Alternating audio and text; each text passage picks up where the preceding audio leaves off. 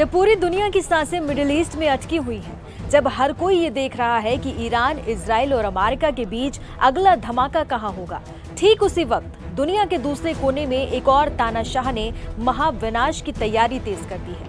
उत्तर Korea के supreme leader Kim Jong Un ने एक ऐसा कदम उठाया है जिसने ग्लोबल सिक्योरिटी के साथ समीकरणों को उलझा दिया है। प्योंगयांग ने इस हफ्ते एक या दो नहीं बल्कि electromagnetic weapon system, anti aircraft मिसाइलें और क्लस्टर वॉरहेड से लैस बैलिस्टिक मिसाइलों का धुआंधार परीक्षण किया है।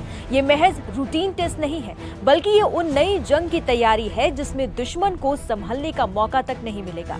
सबसे डराने वाली बात इन हथियारों की तकनीक है, जो बिना किसी बड़े धमाके के पूरे देश को ब्लैकआउट करने की ताकत रखती है।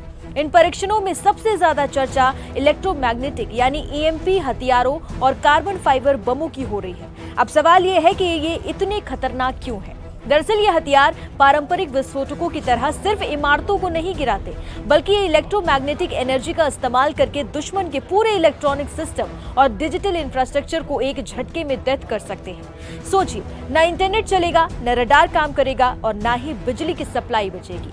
बिना एक भी गोली चले पूरा सिस्टम नेस्तनाबूद हो जाएगा। इसके साथ ही किम जोंग उन ने क्लस्टर वॉरहेड का भी टेस्ट लिया है। ये वो हथियार हैं जो हवा में फटकर सैकड़ों छोटे बमों में बदल जाते हैं और करीब 7 हेक्टेयर के इलाके में जो कुछ भी है उसे राख बना देते हैं। जानकार मानते हैं कि किम जोंग उन ने इन हथियारों के परीक्षण के लिए जो टाइमिंग चुनी है वो बहुत ही सोची समझी रणनीति का हिस्सा है। इस वक्त अमेरिका का पूरा ध्यान ईरान और इजराइल पर टिका है। उसे हॉर्मुज की खाड़ी में अपने युद्धपोत भेजने पड़ रहे हैं, जिससे एशिया प्रशांत क्षेत्र में उसकी पकड़ थोड़ी ढीली पड़ी है। उत्तर कोरिया इसी अनुपस्थिति का फायदा उठा रहा है। किम जोंग उन ने रूस यूक्रेन युद्ध से भी बड़ा सबक लिया है। यूक्रेन का दावा है कि उत्तर कोरिया ने रूस को जो हॉन्सोंग 11 मिसाइल सप्लाई की थी, अब इन्हीं के एडवांस वर्जन को प्योंगयांग खुद अपनी ताकत बनाने में जुटा है। यानी रूस और ईरान के युद्ध अनुभवों को अब उत्तर कोरिया अपने लैब में हथियारों की शक्ल दे रहा है। उत्तर कोरिया की ये बढ़ती ताकत सिर्फ उसकी अपनी नहीं है, इस खेल के पीछे चीन और रूस की परछाई भी साफ दिखाई दे रही है। पिछले 6 सालों में पहली बार चीन के विदेश मंत्री वांग यी का उत्तर कोरिया दौरा इस बात का सबूत है कि बीजिंग और प्योंगयांग के रिश्ते अब एक नई ऊंचाई पर है।